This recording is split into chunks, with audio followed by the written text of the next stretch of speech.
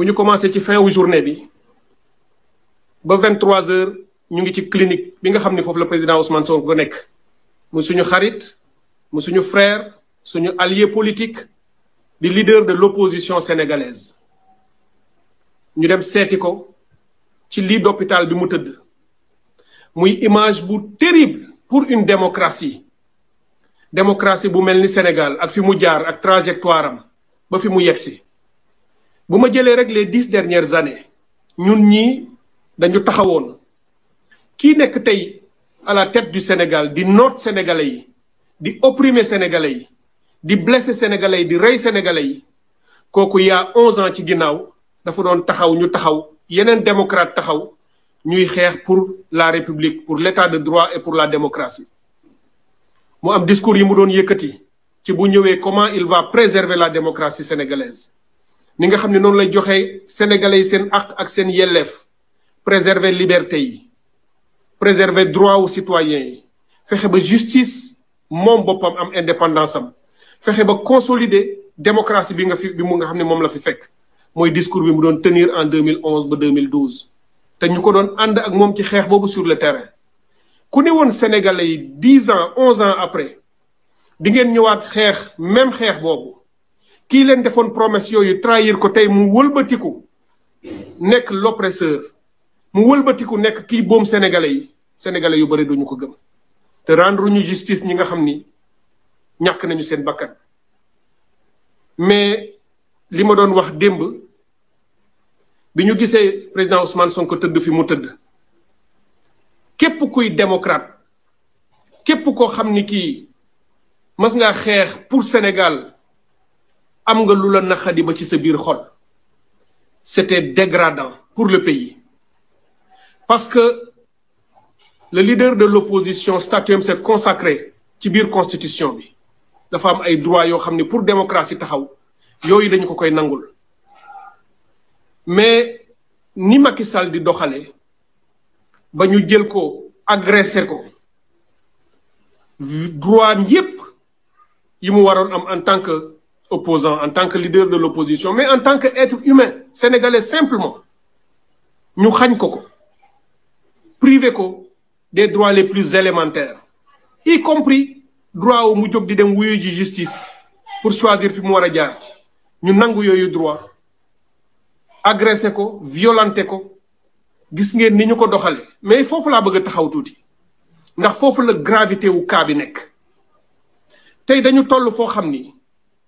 ba mu nekkee fa mu nekk di dem ña ko wër ba agressé ko ba violenté ko ba def ko lañ ko war a def démb rek maa ngi ciy lancé appel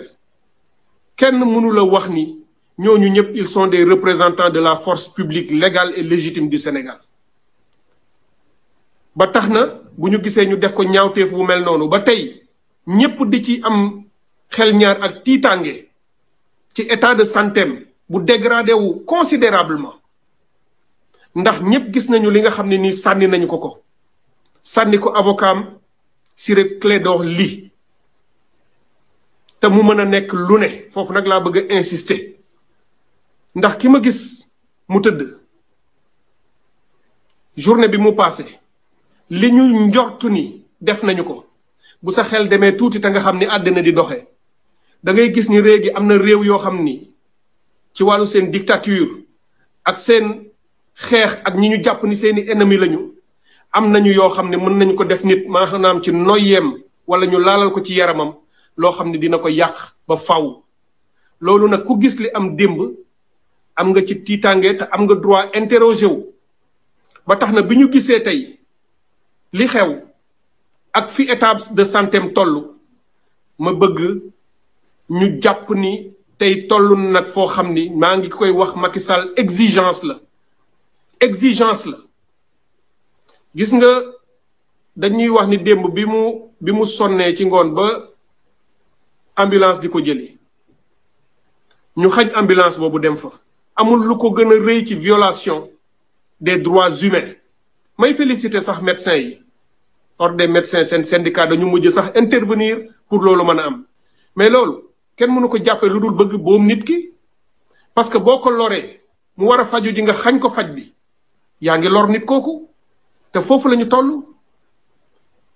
toll loolu nag moom laa bëgg a dénoncer te def nañu ko ñun ñu ngi en contact avec Human Rights Watch avec yenn kuréel yi nga xam ne ñoo ngi koy suivre bis bu nekk fii au Sénégal pour jox leen yooyu information parce que Macky Sall ci boppam le président de la République du Sénégal moom mooy nekk le seul et unique responsable de lépp loo xam ne li arrivé na Ousmane Sonko sur son état de santé parce que ñun ñëpp tey ku ci nekk jaaxle nga tiit nga parce que xam nga ni li ñu ko def ragal nañu ni dina am jeexital te ba tax na maa ngi ñaan képp koo xam ne nii itam yaa ngi ko jege ba ci médecin yi ñu saytu loolu te ñu envisager toutes les options possibles parce que dañu am force de sécurité yoo xam ni bu ñu mënee am nañu leen infiltrer doo ko weddi parce que on l'a vu ñaawtee fi ñuy def jàpp ñu ni des forces de défense et de sécurité formées républicaines danañu def lu mel noonu donc lii fi nekk nañu jàpp ni c'est quelque chose de extrêmement grave may interpeller encore une fois le président Macky Sall il y a 2 ans 2021 bi fi événement yi amee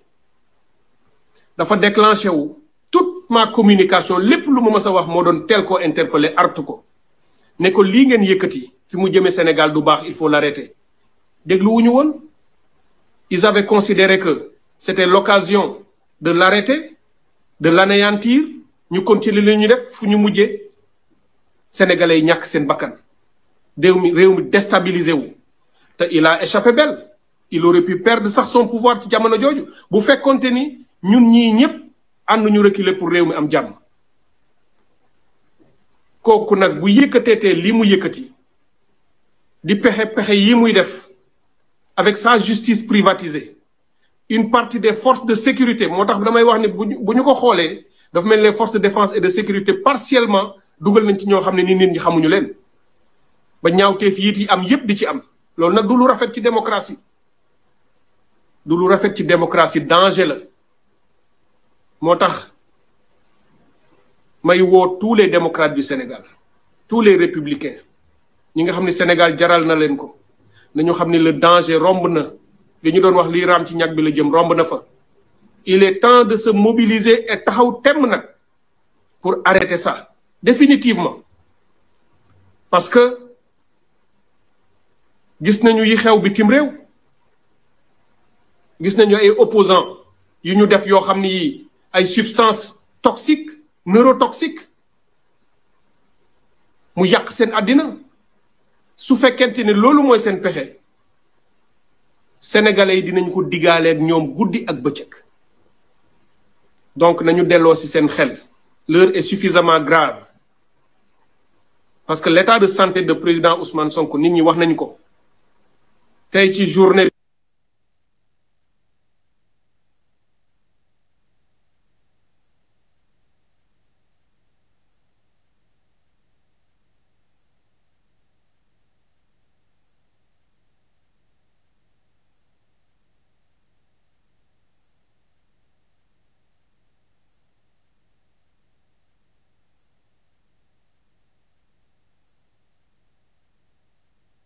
bi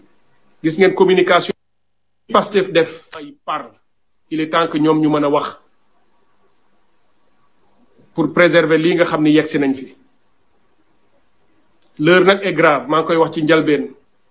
tollootuñu ci temps wu discours il est temps qu'on prenne tous nos responsabilités boobu appel laa bëggoon lancer à l'endroit du président Macky Sall pour wax ko ne yoon bi mu jaar il n'aura jamais gain de cause et j'en profite pour féliciter les Sénégalais pour leur mobilisation surtout la jeunesse pour taxawaayam parce que c'est le seul et le dernier rempart pour sauver la démocratie de notre pays maa ngi woo toutes les forces vives les leaders de l'opposition et de la société civile ñu amaat taxawaay rassemblé wu pour tenir tête et faire face parce que foofu la ñu toll ci réew mi la république est réellement en danger parce que réew bu fekkee privatiser nañu justice bi ba ñuy obéir au doigt et à l'œil non pas à l'autorité de la loi mais à un seul homme bu fekkee dem nañu ba citoyens yi muy policier di gendarme xàmmeetuñu ki ko nekk légalement et légitimement ak ki nekk leneen réew moomu fu mu toll ci danger romb nañ ko. bu fekkente ni on ne s'arrête plus bay agresser le leader de l'opposition ba muy tëdd sur un lit d'hôpital dans une situation désastreuse terrible loolu itam xamal ni réew mi dépassé na toutes les limites imaginables loolu nag il est temps d'arrêter ça parce que bu fekkente ni arrêté wuñu ko fépp fu mu jëm benn responsable mooy am mooy le président Macky Sall et loolu il aura trahi son serment te président bu trahir sa serment loolu li ñu ko tuddee ci tubaab mooy haute trahison loolu nag